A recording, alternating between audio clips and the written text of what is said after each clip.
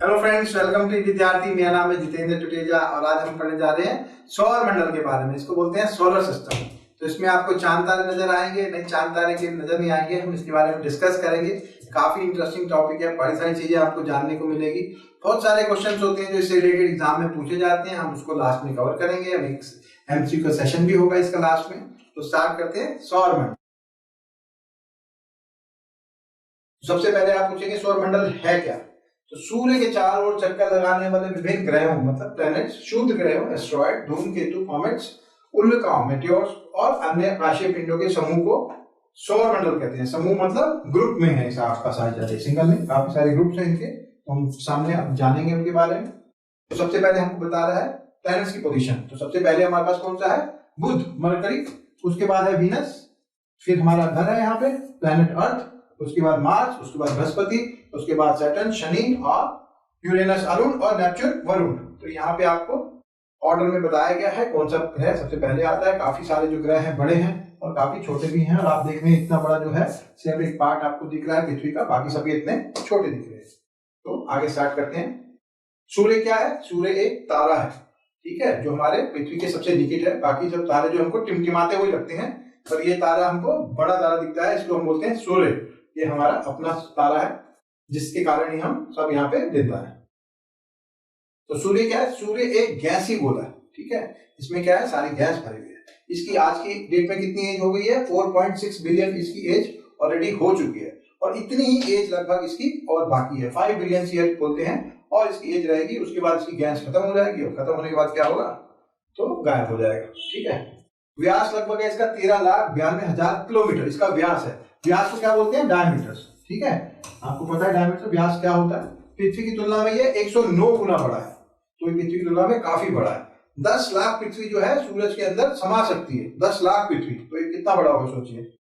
सतह का तापमान लगभग 5,500 डिग्री सेल्सियस है।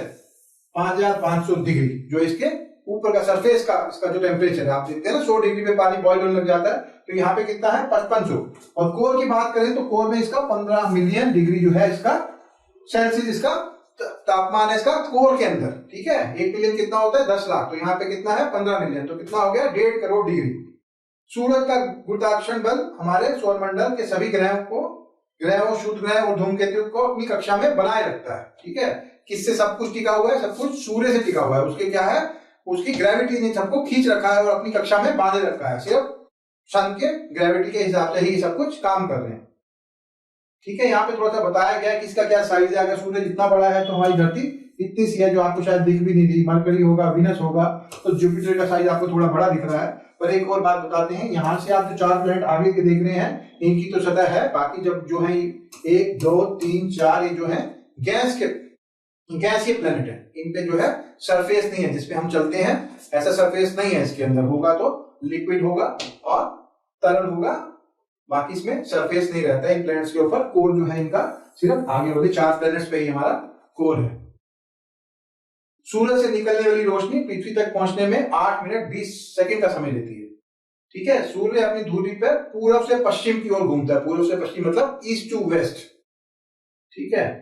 सूर्य में 71% जो है हाइड्रोजन है और 26.5% हीलियम है और 2.5 अन्य गैसें हैं, ठीक है। सौरमंडल का 99.86 द्रव्यमान सूर्य में ही निहित है। तो लगभग जितना भी हमारा सौरमंडल है वो सब आप कह सकते हैं सारा का सारा सूरज ही है। 99.86 अगर हम उसको राउंड ऑफ करेंगे तो 100% ही हो जाता है। क्या है वो? सूर्य में निहित है। और यहाँ पे क्या वर्ड यूज किया गया है? द्रव्यमान, ठीक है। द्रव्यमान क्या होता है? इसको हम जब बोलते हैं अपनी भाषा में तो इसको भार बोल देते हैं, पर द्रव्यमान और भार जो है अलग अलग होते हैं, ठीक है। हम इसको आगे पढ़ते हैं। द्रव्यमान क्या होता है, ठीक है। द्रव्यमान को बोलते हैं मास, ठीक है, और वेट। ये दोनों का अलग अलग कैसे है? जैसे आप एक वजन नापने वाली मशीन अगर आप धरती पे लेते हैं और एक डब्बे को वेट करते हैं जो 10 किलो का है, ठीक है, तो आपका वे स्केल मीटर कितना बताएगा कि ये 10 किलो का है। और अगर हम इसको न्यूटन में कन्वर्ट करेंगे, वो फॉर्मूला के हम आपको बताएंगे, तो आपका जो वजन आ जाएगा वो आ जाएगा 98 न्यूटन। और अगर वही 10 किलो का डब्बा जो आप धरती से लेकर चांद पे लेके गए तो क्या हो गया? वहां पे आप जब मशीन पे रखेंगे तो उसका वजन कितना रहेगा? सिर्फ 1.6 kg।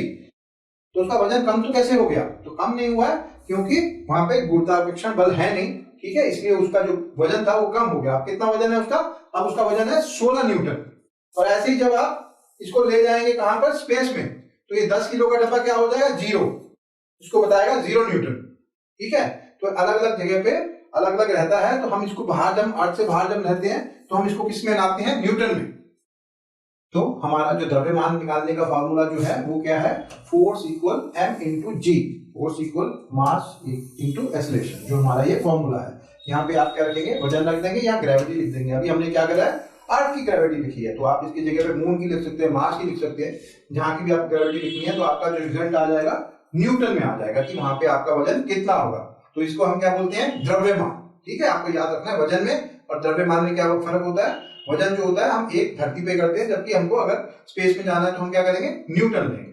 ठीक है, यह आकाशगंगा के केंद्र से लगभग 27,000 प्रकाश वर्ष दूर पर स्थित है। कौन कहां स्थित है? किसकी बात कर रहे हैं हम बात कर रहे हैं सूरज की। हमारा टॉपिक क्या चल रहा था? सूरज। तो आकाशगंगा के केंद्र से लगभग 27,000। तो क्या है जो केंद्र, जैसे अब हमारा जो केंद्र है वो हमारा कौन है? सूरज है। तो केंद्र से हमको सूरज से धरती पे आने में हमको कितना टाइम लगता है? सनलाइट को 8 मिनट 20 सेकंड लगते हैं। तो ऐसे ही जो हमारा जो सूर्य है वो आकाशगंगा से कितनी दूर है? 27,000 प्रकाश वर्ष दूर है। कहां से? सेंटर से, आकाशगंगा के सेंटर से हमारा जो सन है। अभी हमारा टॉपिक क्या चल रहा है? सूर्य। सूर्य को हमारी आकाशगंगा के केंद्र का एक चक्कर लगाने में लगभग 25 करोड़ साल का समय लगता है। ठीक है, कितना समय लगता है? ये भी किसकी चक्कर लगा रहा है? जैसे धरती जो है किसके चक्कर लगा रही है? सूरज के। तो ये जो हमारा सन है ये भी चक्कर लगा रहा है। किसके चक्कर लगा रहा है? आकाशगंगा के। आकाशगंगा के चक्कर लगाता है। इसको चक्कर लगाने में कितना लगता है? 25 करोड़ का साल लगता है। जैसे हमको एक सूर्य का चक्कर लगाने में कितना लगता है? 365 दिन लगभग। तो हमारा हो जाता है 1 साल। तो इसका 1 साल कब होगा? 25 करोड़ साल का इसका एक चक्कर होगा। ठीक है, इसको क्या बोलते हैं? हमारे यहाँ पे बोलते हैं ईयर आ गया, तो इसको क्या बोलते हैं? Galactic year. और हिंदी में बोलते हैं गंगे वर्ष या ब्रह्मांडीय वर्ष बोलते हैं इसको, कि सूरज का एक चक्कर लग गया। तो 25 करोड़ साल का इसका एक चक्कर है। और सूर्य जब से जन्मा है, हमने कितनी बात करी थी इसकी? 4.8 बिलियन ईयर्स का है। तो ये कितने अब तक 20 से 21 चक्कर ये लगा चुका है, और इतना ही चक्कर ये और लगाएगा हमारे साइंटिस्ट के हिसाब से। जो अगर इसकी एज है तो ये 20 के चक्कर और लगाएगा। तो यहाँ पे आपको एस्ट्रॉइड बेल्ट भी दिख रही है। ठीक है, तो आपके 4 प्लैनेट जो हैं, उसके बाद आपकी एक एस्ट्रॉइड बेल्ट है, इसके बारे में हम पढ़ेंगे। और उसके बाद फिर आपके 4 प्लैनेट्स हैं, उसके बाद एक और बेल्ट आती है। ठीक है, इसको क्या बोलते हैं? एस्ट्रॉइड बेल्ट को क्षुद्र ग्रह। ठीक है, ये क्या करते हैं? ये जो है आपस में टकराते रहते हैं और टकराने से और छोटे रहते हैं। ये काफी छोटे होते हैं, लगभग 1 किलोमीटर के भी होते हैं, कुछ बड़े भी होते हैं, पर ज्यादातर ये छोटे ही होते हैं। और लगभग कभी कभी धरती में एंटर भी कर जाते हैं, जिसको हम क्या बोलते हैं? टूटता तारा बोलते हैं। जब वो आते हैं धरती पे, जब गल जाते हैं ये, तो हम इसको क्या बोलते हैं? टूटा हुआ तारा। जो आप देखते हैं ना मूवीज में, आपका शाहरुख खान बोलता है टूटा हुआ तारा। आप उसमें आप कुछ भी अपनी मान लो, आपको मिल जाएगा। तो वो क्या है?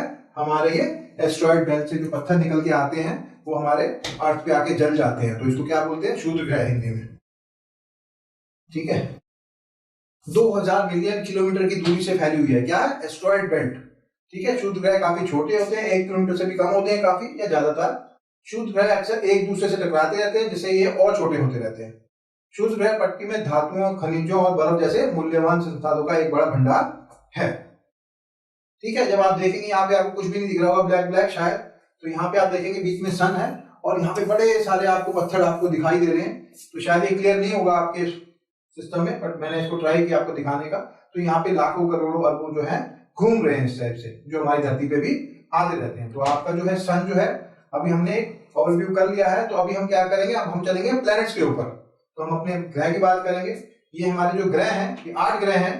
तो इसके बारे में क्या बताया जा रहा है कि ये जो है अपने एक्सिस पे, अपने ऑर्बिट में एक चक्कर लगाते हैं, और अपनी कक्षा में भी एक चक्कर लगाते हैं, अपने अक्ष पे भी घूमते हैं। जैसे अगर मैं गोल गोल घूम जाऊंगा एक बार, तो ऐसे भी घूमते हैं, और सूर्य के चारों ओर भी चक्कर लगाते हैं ये। तो हम देख रहे हैं जो मरकरी है, मतलब बुध, वो जो है 88 दिन में एक चक्कर लगाता है। इसका साल कितना का होता है? 1 साल 88 दिन का। और ये अपने एक स्पिन कब पूरा करता है? ये 59 डेज में। तो काफी ये स्लो घूमता है। तो हम कितने टाइम में घूम जाते हैं? हम जो घूम जाते हैं 1 दिन में घूम जाते हैं। 24 घंटे में हमारा एक चक्कर होता है। तो मर्करी का चक्कर लगता है 59 डेज में, इसका एक चक्कर लगता है। ठीक है, इसके बाद आता है वीनस। ठीक है, ये सूर्य के कब चक्कर लगाता है? 255 दिन में एक चक्कर ये लगा लेता है और इसका एक स्पिन कितना है 243 डेज का, ठीक है, लगभग ये 225 दिन का एक चक्कर लगाता है, ठीक है, और अपने एक्सिस पे 240 डेज का, तो ये भी 243 डेज का, तो ये काफी स्लो चलता है, ठीक है। अर्थ जो है आपको इसको पता है 365 डेज का ये एक सन का चक्कर लगाता है और इसका जो है एक दिन में ये पूरा घूम जाता है, 24 घंटे में पूरा घूम जाता है। और सूर्य का चक्कर कब लगा देती है अर्थ हमारी 365 डेज में। हमारे पास मून भी है एक, बाकी दो प्लैनेट्स पे आपको कोई मून नहीं दिखता। तो हम करते हैं मार्स की बात, मतलब मंगल की, ठीक है। ये कितने दिन में लगाता है चक्कर? 687 डेज में ये एक चक्कर लगाता है, मतलब ये काफी स्लो है, हमसे लगभग आधी स्पीड पे चलता है ये, ठीक है। और वैसे भी इसका साइज जो है मंगल का पृथ्वी से लगभग आधा ही है। एक स्पिन जो है ये लगभग हमारा एक दिन में एक स्पिन ये लगा देता है, मतलब अपनी दूरी पे ये कितना घूम जाता है, एक दिन में घूम जाता है। जैसे हम 24 घंटे में घूमते हैं, ये भी 24 घंटे में लगभग घूम जाता है। पर इसके पास क्या है, 2 चांद है इसके पास, तो काफी अच्छा है, ठीक है। जुपिटर के बारे में बात करेंगे। इसका जो है एक चक्कर सूर्य का कब लगाता है, ये 11 साल में, ठीक है। एक और बात भी है इसमें, आप जब देखेंगे तो ये काफी दूर भी हो जाते हैं, ठीक है। जितने प्लैनेट्स दूर जाते जाते हैं उनका चक्कर भी उतना लंबा हो जाता है, ठीक है।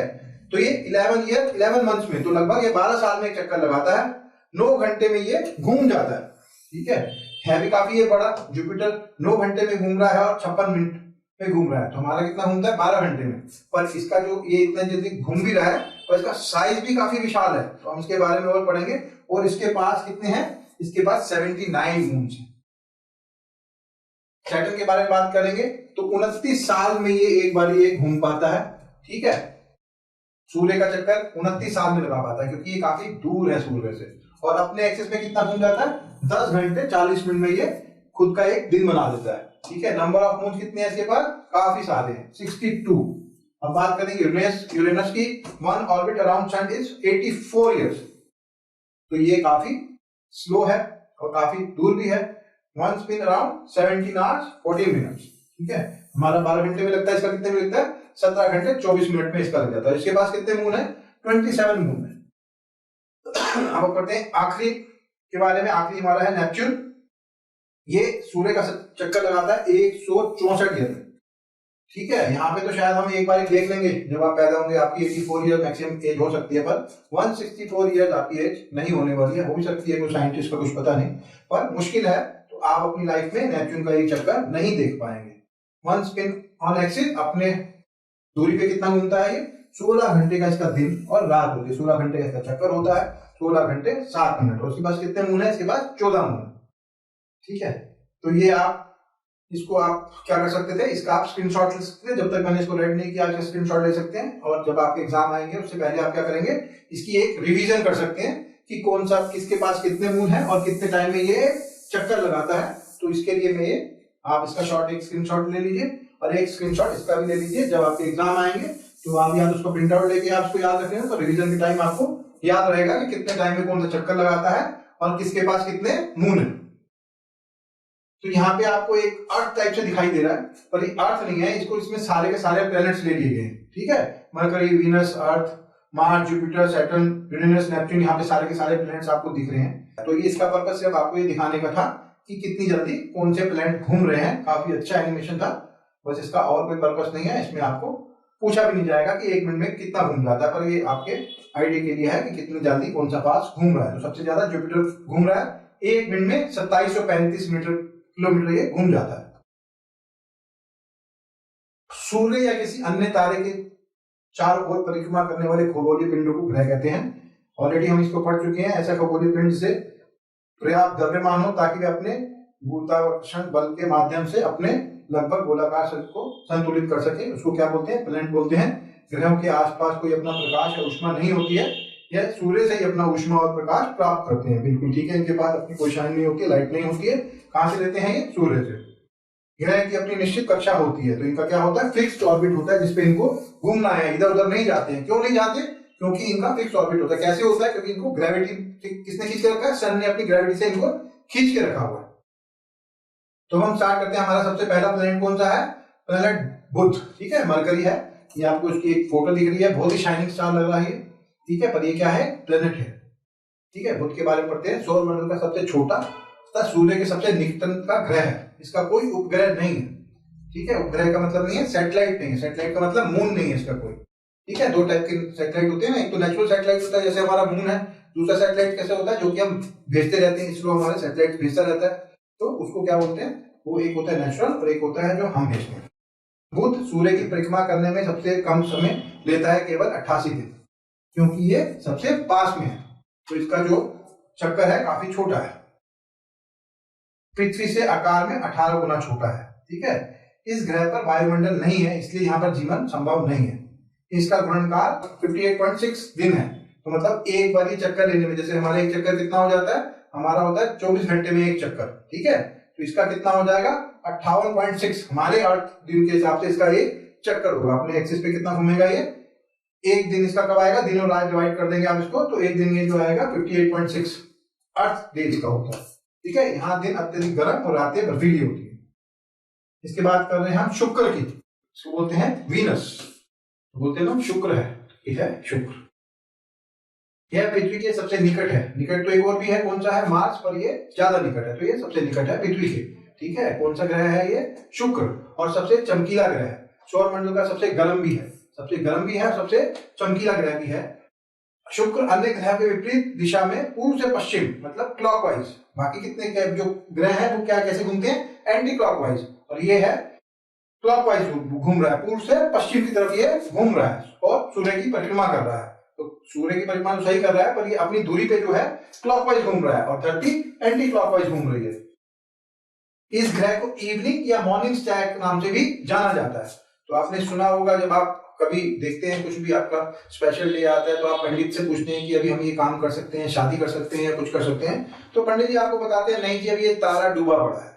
तो वो तारा जो होता है एक्चुअली उस तारे को नहीं बोलते हैं, वो इन प्लैनेट को बोलते हैं, क्योंकि ये प्लैनेट जो है हमको सुबह और शाम के टाइम में हमको ये दिख जाते हैं, सूर्य की लाइट में तो नहीं दिखते, पर ये काफी क्योंकि दूर है तो ये छोटे हैं।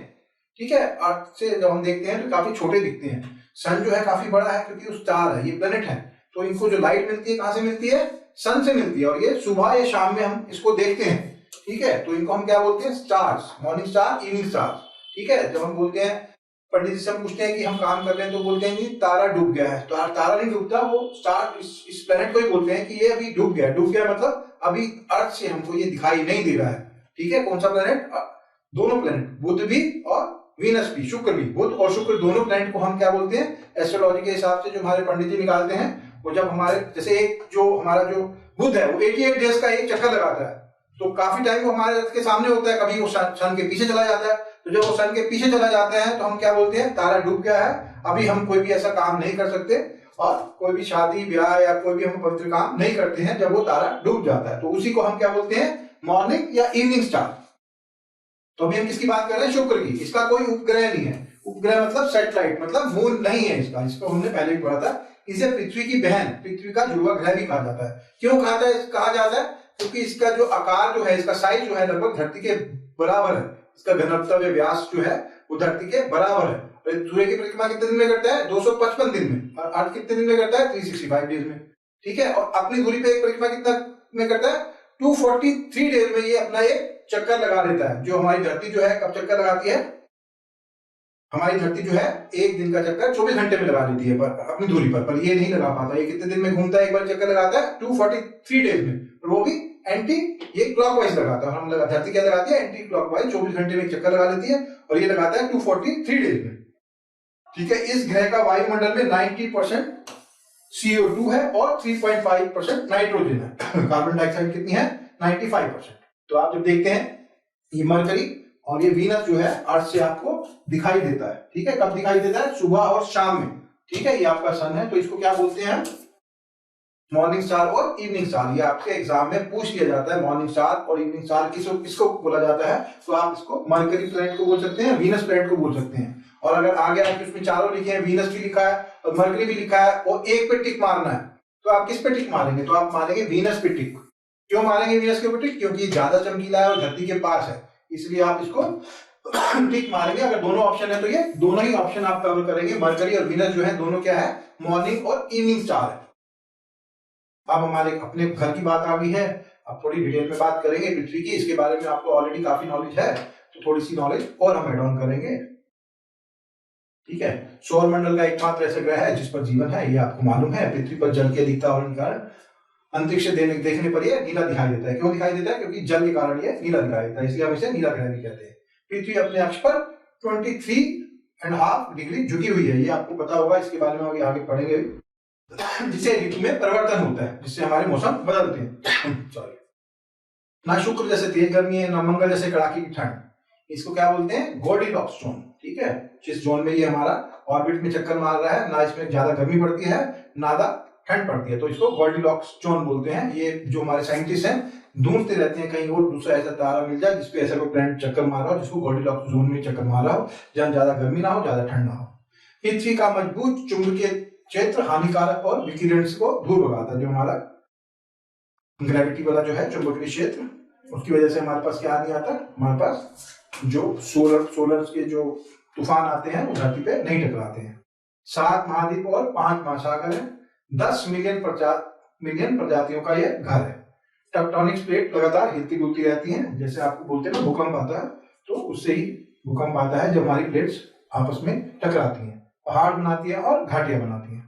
अब यहाँ पे हम 1-2 कॉन्सेप्ट क्लियर करेंगे। फर्स्ट तो ये है कि धरती हमारी झुकी हुई है। कितने पे झुकी हुई है? ये 23.5 डिग्री पे ये झुकी हुई है।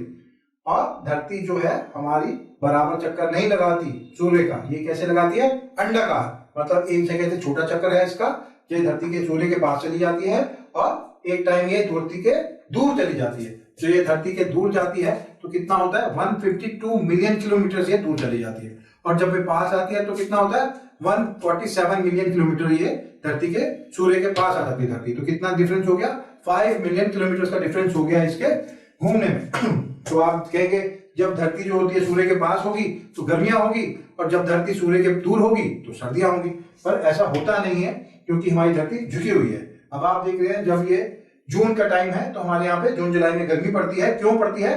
क्योंकि ये, हालांकि ये इस टाइम सबसे दूरी पे है, 152 मिलियन किलोमीटर दूर है इस टाइम, पर जो सूर्य की किरणें हैं वो जो है ऊपर की तरफ पड़ रही है। ऊपर की तरफ मतलब भूमध्य रेखा से ऊपर कर्क रेखा की तरफ जो है अभी ये पड़ रही है। और जो नीचे की तरफ देख रहे हैं आप, ऑस्ट्रेलिया अफ्रीका का एरिया, वहां पे इस टाइम सर्दियां चल रही होती है। कब चल रही होती है? जून जुलाई में वहां पे चल रही है सर्दियां, और यहाँ पे चल रही है गर्मियां।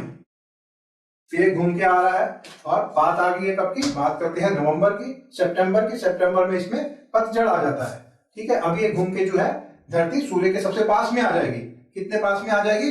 147 मिलियन किलोमीटर ये पास में आ जाएगी। और पास में आने के बाद गर्मियां होनी चाहिए। हाँ जी, गर्मियां तो है, बिल्कुल गर्मियां हैं, पर धरती पे गर्मियां कहां पड़ रही है इस टाइम? ये पड़ रही है मकर रेखा से नीचे, मतलब भूमध्य रेखा से नीचे होती है मकर रेखा, वहां पे अब पड़ रही है गर्मियां, क्योंकि ये झुका हुआ है। कहां पे? नीचे की साइड, लगभग आप देखते हैं ऑस्ट्रेलिया की साइड, नीचे की तरफ, आप साउथ अमेरिका में इस जगह पे क्या हो रहा है? गर्मियां पड़ रही है। क्यों पड़ रही है? क्योंकि ये धरती हमारी झुकी हुई है 23.5 डिग्री पर हमारे यहाँ पे भी दिसंबर में क्या चल रही है? सर्दियां, क्योंकि हमारी तरफ अभी सूर्य की क्या पड़ रही है? जो किरणें हैं वो तिरछी पड़ रही हैं। ठीक है, इसलिए हमारे पास दिसंबर में सर्दियां होती है। पृथ्वी का व्यास मतलब डायमीटर जो है कितना है? 12,756 किलोमीटर। तो हम बात करेंगे मून की, तो हमारे पास एक ही सैटेलाइट है। ठीक है, हमारे पास एक ही मून है, पर ये आप जब देखेंगे तो आपको उसका एक ही फेस हमेशा दिखाई देगा। इसका पीछे का फेस आपको, पीछे की जगह आपको दिखाई नहीं देगी। क्यों नहीं दिखाई देगी? क्योंकि ये क्या है? किस सिचुएशन में है? टाइडल लॉक सिचुएशन में। ये धरती को के सामने ही परिक्रमा करता है, घूमता तो है, पर इसका जो आगे का जो फेस है वो आगे की तरफ रहता है, और बैक साइड जो है हमेशा पीछे की तरफ रहती है। तो इसको क्या बोलते हैं? Tidal locking. ठीक है, मून जो है धरती पे पानी को खींचता है, इसकी ग्रेविटी जो है धरती को खींचती है। इसी वजह से क्या आता है हमारे पास? हाई टाइड और लो टाइड बोलते हैं ना। ज्वार भाटा आ गया। ज्वार भाटा क्या होता है? जब मून हमारा पूरी रोशनी हमारे पास होती है, पूरा मून जब आपको दिख रहा है तो क्या होता है? हाई टाइड होता है। और जब पृथ्वी को मून नहीं दिखता है तो क्या हो जाता है? Low tide. तो धरती और चंद्रमा का निर्माण लगभग एक साथ हुआ था 4.5 बिलियन ईयर अगो। और चंद्रमा धरती का जो चक्कर है कब लगा लेता है? 27 दिनों में एक पूरा चक्कर कर लेता है। सबसे पहले कौन गए थे? नील आर्मस्ट्रांग जो गए थे चंद्रमा पे गए थे, उनके साथ कौन गए थे? Buzz Aldrin. तो आपसे पूछ लिया जाता है कि सबसे पहला कदम किसने रखा? तो नील आर्मस्ट्रांग ने रखा। तो उनके साथ कौन गए थे? बज एल्ड्रिन उनके साथ गए थे। ठीक है, आपको आप यहाँ से बताया जा रहा है चंद्र ग्रहण कैसे लगता है? जब पृथ्वी सूर्य और चंद्रमा के बीच में आ जाती है तो क्या लग जाता है? चंद्र ग्रहण। इससे क्या होता है? लाल या नारंगी हो जाता है कलर किसका? चंद्रमा का। तो इसको ब्लड मून भी कहा जाता है। तो क्या हो गया? चंद्र ग्रहण। तो ऐसे ही सूर्य ग्रहण भी लगता होगा। आप बताइए कैसे लगता है सूर्य ग्रहण? तो यहाँ पे आप देख रहे हैं एक लाल प्लेनेट, इसका नाम है मंगल, तो इसको बोलते हैं लाल ग्रह। तो लाल ग्रह क्यों है ये? क्योंकि इसमें आयरन ऑक्साइड है, तो इसके कारण इसका रंग हो गया है लाल। ये अपने अक्ष पर, एक्सिस पे 25 डिग्री की कोण पर झुका है। और धरती कितने पे झुकी है? 23.5 डिग्री पे धरती झुकी है। और ये कितना झुका है? 25 डिग्री पे। तो हमारे पास झुकने से क्या होता है, हमारे पास अलग अलग सीजन आते हैं। तो अपनी दूरी पर ये एक चक्कर 24 घंटे में लगा देता है, तो काफी सिमिलर है। धरती भी जो है एक दिन जो है उसका 24 घंटे का होता है, और ये भी जो है एक चक्कर कितना लगा देता है? 24 घंटे में। तो काफी इंटरेस्टिंग हो रहा है। तो इसलिए एलन मस्क को भी शायद इधर ही जाने में इंटरेस्ट आ रहा है। जो ह्यूमंस है वो कहाँ जाना चाहते हैं? अभी मार्स पे जाना चाहते हैं। सूर्य की परिक्रमा करने में लेता है लगभग डबल, तो 687 दिन इसको लगता है सूर्य का चक्कर लगाने में। धरती कितने में लगाती है? 365 डेज में। अब इसके पास 2 मून है, ठीक है, 2 सैटेलाइट है इसके पास, फोबोस और डीमोस। जो डीमोस है ये अपना जो है सबसे छोटा है, सौरमंडल का सबसे छोटा जो आप मून कहेंगे, ये कौन सा है? डीमोस। और कहां पर है? मंगल ग्रह पर। तो 2 और है जो सबसे बड़े हैं, ठीक है। सबसे बड़ा ज्वालामुखी है यहाँ पे किसका? सौरमंडल का। तो इसका नाम क्या है? ओलंपस मॉन्स जो है सबसे बड़ा ज्वालामुखी है। कहाँ का? पूरे सौरमंडल का, ठीक है। और सबसे ऊंचा पर्वत भी, पूरे सौरमंडल का सबसे ऊंचा पर्वत भी जो है यहीं पर है। इसका नाम क्या है? निक्स ओलंपिया। तो आपको मंगल ग्रह पे सबसे ऊंचा ज्वालामुखी, सबसे बड़ा ज्वालामुखी और सबसे ऊंचा पर्वत आपको यहाँ पे मिलेगा, और सबसे छोटा मून भी आपको यहाँ पे मिलेगा। तो ओलंपस मून्स आप देख रहे हैं यहाँ पे, ओलंपस मॉन्स, ठीक है। ये क्या है? ज्वालामुखी। तो ये सौरमंडल का सबसे बड़ा ज्वालामुखी है। और ये क्या देख रहे हैं? निक्स ओलंपिया। ये जो है कितना ऊंचा है? 3 गुना ऊंचा है। किससे? हमारा जो सबसे धरती का सबसे ऊंचा पर्वत कौन सा है? माउंट एवरेस्ट, उससे 3 गुना ये ऊंचा है। तो ये सौरमंडल का सबसे ऊंचा पर्वत है। क्या नाम है इसका? निक्स ओलंपिया, ठीक है। इसके बाद क्या आता है? जब हमारे ये ग्रह जो आ जाते हैं मार्स, इसके बाद क्या आता है? इसके बाद आता है एस्ट्रॉइड बेल्ट, क्षुद्र घेरा। इसमें क्या है? अभी हमने डिस्कस किया था, छोटे छोटे पत्थर हैं। कितने हैं? ये लगभग 1-1 किलोमीटर के हैं, पर कुछ जो है बड़े भी हैं, ठीक है। एक तो है आपका वेस्टा और आपको एक दिख रहा है सेरस। ये जो है ये सबसे बड़े आपको यहाँ पे क्षुद्र ग्रह दिख रहे हैं, ठीक है। एस्ट्रॉइड सीरीज जो है लगभग इसको गोला ग्रह मान लिया जाता है। सेरेस को क्या माना जाता है? ये जो है इतना बड़ा है, इसको एक गोला ग्रह भी मान लिया जाता है, ठीक है। ये क्या है? सबसे बड़ा क्षुद्र ग्रह है। कितना बड़ा है ये? 950 किलोमीटर ये बड़ा है, ठीक है। और फोर वेस्टा जो आपने देखा था वो कितना बड़ा था? 530 किलोमीटर से बड़ा था। तो इसको क्या बोलते हैं? गोला ग्रह भी बोल देते हैं, ठीक है। जो आपने देखा था ये बड़े सारे हैं क्षुद्र ग्रह में, बड़े सारे। तो कितना इसका है? इसका है 200 मिलियन किलोमीटर का इसका घेरा है, ठीक है। किसके बीच में है? मंगल और बृहस्पति के बीच में है। ये भी क्या कर रहे हैं? सूर्य की परिक्रमा कर देते हैं। तो कभी कभी ये क्या होता है? छटक के कहाँ आ जाते हैं? ये छोटे छोटे छटक के आ जाते हैं धरती के ऊपर भी, पर ये हमारे वायुमंडल में घर्षण के कारण जल जाते हैं। ज्यादा क्या होते हैं? ज्यादातर जो होते हैं 1 किलोमीटर से कम होते हैं, एक दूसरे से टकराते रहते हैं, पृथ्वी में उल्का पिंड के रूप में भी गिर जाते हैं। क्षुद्र ग्रह पट्टियों में धातुएं, खनिज और बर्फ का एक बड़ा भंडार माना जाता है। तो हम पढ़ेंगे बृहस्पति के बारे में, जिसको बोलते हैं जुपिटर, ठीक है। सौरमंडल का सबसे बड़ा ग्रह है ये। तो ये आपके से पूछा ही जाता है सबसे बड़ा ग्रह कौन सा है, तो आपको उसको याद रख लेना है, जो है जुपिटर है। बृहस्पति जो है सबसे बड़ा ग्रह है, ठीक है। मुख्य रूप से ये एक गैस का पिंड है, ठीक है। जैसे आप धरती पे चल लेते हैं, आपको एक सरफेस मिलता है, तो यहाँ पे कोई सरफेस नहीं है, सिर्फ गैस ही गैस भरी हुई है। अगर आप एक जगह से कूद मारेंगे तो आप दूसरी जगह से नहीं निकलेंगे, क्योंकि बीच में गैसों का दबाव बहुत ज्यादा है, ठीक है। अपनी दूरी का एक चक्कर 9 घंटे 55 मिनट में ये लगा लेता है। तो ये अपनी दूरी पे काफी तेज घूमता है। आपने बताया था ना कि हमने पढ़ा था। तो ये घूमता तो बहुत तेज है। क्यों घूमता है? क्योंकि इसमें कोई सरफेस तो है नहीं। क्या घूम रही है? हवा घूम रही है। सूर्य की परिक्रमा कितने में करता है? 11 वर्ष 9 महीने में, लगभग 12 वर्ष में। क्यों इतना दूर लगता है? हमारा कितना लगता है? 365 दिन, और यहाँ पे लग रहा है 11 वर्ष, ठीक है। तो क्यों लग रहा है? क्योंकि काफी दूर भी है, ठीक है। इस ग्रह के वायुमंडल में हाइड्रोजन, हीलियम की अधिकता है। इसके पास 79 सैटेलाइट्स हैं, ठीक है। कितने इसके पास मून है? 79। आपको इसको याद रखना है। सौरमंडल का सबसे बड़ा उपग्रह कौन सा है? गैनीमेड, जो बृहस्पति का ही उपग्रह है, ठीक है। आपको याद रखना है इसको, ये आपसे पूछा जाएगा। सबसे बड़ा जो आपके पास उपग्रह है सौरमंडल का कौन सा है, उसका नाम आपसे पूछ लिया जाएगा। और ये भी पूछा जाएगा कि कितने सैटेलाइट जो है हमारे बृहस्पति के ऊपर है, ठीक है। तो आप उसको याद रखना है। अब हम पढ़ेंगे शनि ग्रह के बारे में। इसको बोलते हैं सैटर्न। आप पिक्चर में देख रहे हैं काफी सारे रिंग्स आपको दिखाई दे रहे होंगे। इसको बोलते हैं शनि के चल्ले। इसमें जो है काफी सारे छोटे छोटे आपको पत्थर दिखाई दे रहे हैं, चट्टान दिखाई दे रही है। यह ग्रह आकार में दूसरा सबसे बड़ा ग्रह है, तो अभी हमने पढ़ा था सबसे बड़ा ग्रह कौन सा है, बृहस्पति। तो ये क्या है, दूसरा सबसे बड़ा। इसके चारों ओर एक बल्ले मतलब छल्ला पाया जाता है, उनकी संख्या कितनी है, 7।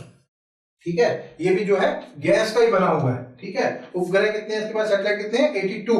टाइटन शनि का सबसे बड़ा उपग्रह है। धरती का कौन सा उपग्रह है, मून। तो यहाँ पे बताया जाए टाइटन।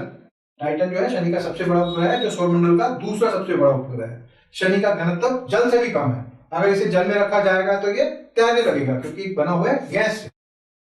अब हम पढ़ेंगे यूरेनस, अरुण ग्रह के बारे में। ठीक है, यह सौरमंडल का तीसरा सबसे बड़ा ग्रह है। तीसरा सबसे बड़ा है, पर ये भी क्या है, गैसीय पिंड है। ठीक है, इसकी खोज 1781 ईस्वी में सर विलियम हार्शले ने करी थी। अक्षीय झुकाव अधिक होने के कारण इसको लेटा हुआ ग्रह भी कहते हैं।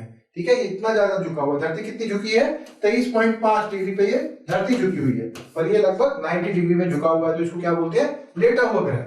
सूर्य की परिक्रमा कितने दिन में करता है ये, हम करते हैं 365 दिन में, ये करता है धरती के हिसाब से 84 वर्ष में। मीथेन गैस की अधिकता होने के कारण यह नीले रंग का दिखाई देता है। इसके पास है 27 सैटेलाइट्स, अपने अक्ष में पूर्व से पश्चिम में घूमता है। ठीक है, आपको बताना है दूसरा ग्रह कौन सा है जो पूर्व से पश्चिम में घूमता है। सिर्फ 2 ही ऐसे हैं प्लैनेट जो पूर्व से पश्चिम में घूमते हैं। तो सबसे बड़ा जो उपग्रह है इसका टाइटेनिया है। ठीक है कितने इसके पास, 27 उपग्रह। हमारे पास एक मून है सैटेलाइट, इसके पास है 27। अब पढ़ेंगे हमारे आखिरी प्लैनेट वरुण के बारे में, नेपच्यून के बारे में। तो सूर्य से सबसे दूर 8वें स्थान पर स्थित है। अपने अक्ष पर घूर्णन काल जो है इसका 16 घंटे। हमारी धरती का कितना है, 24 घंटे में चक्कर लगाती है। कितने में चलाता है, 16 घंटे में। सूर्य की परिक्रमा करता है ये लगभग 165 पृथ्वी वर्ष में। ठीक है, हमारा लगता है 1 वर्ष, तो 365 दिन, इसका जो है 165 सालों में इसका एक चक्कर लगता है सूर्य का।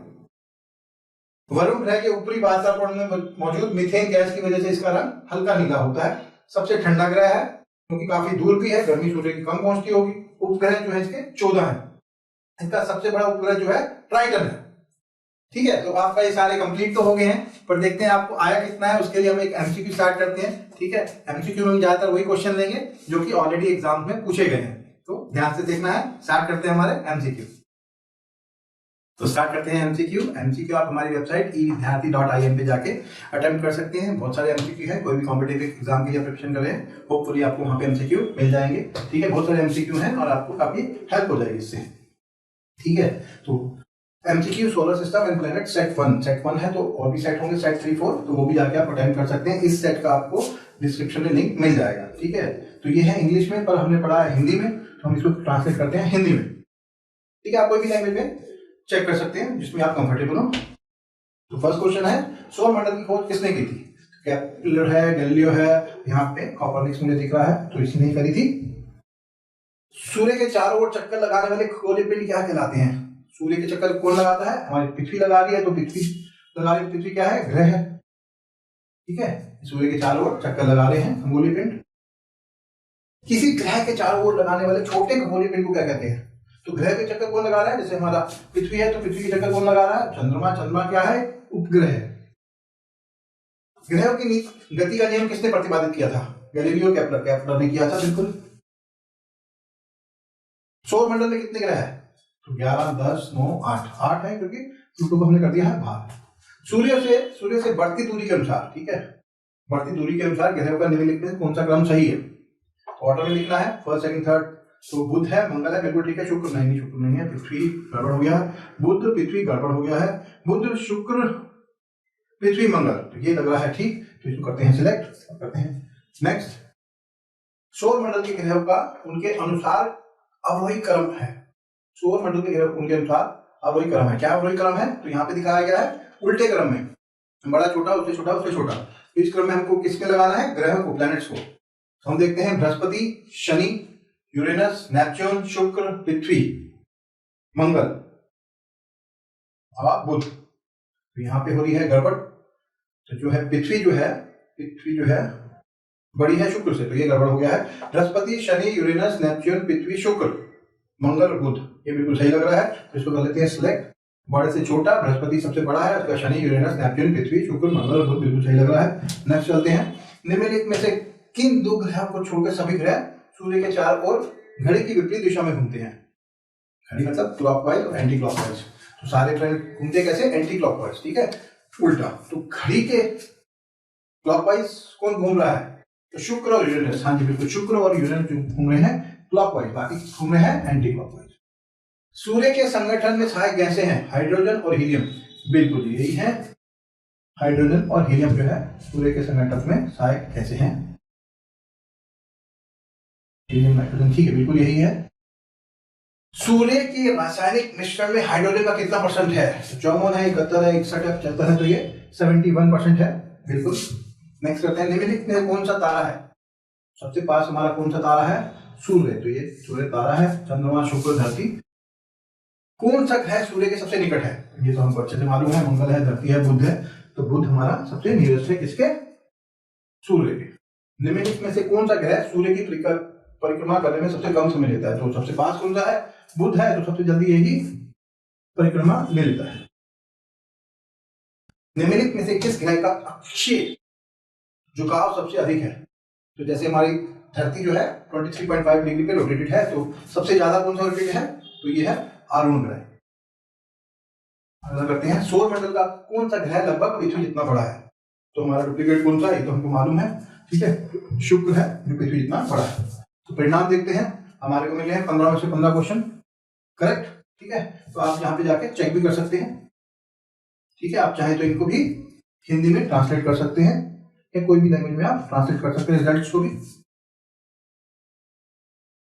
ठीक है। तो होपफुल ये काफी हेल्पफुल हुआ होगा आपके, और आप जाके और भी क्वेश्चन अटेम्प्ट करेंगे, तो होपफुल आपको ये पसंद आया होगा। पसंद आया तो लाइक कीजिए, सब्सक्राइब कीजिए। Thank you very much.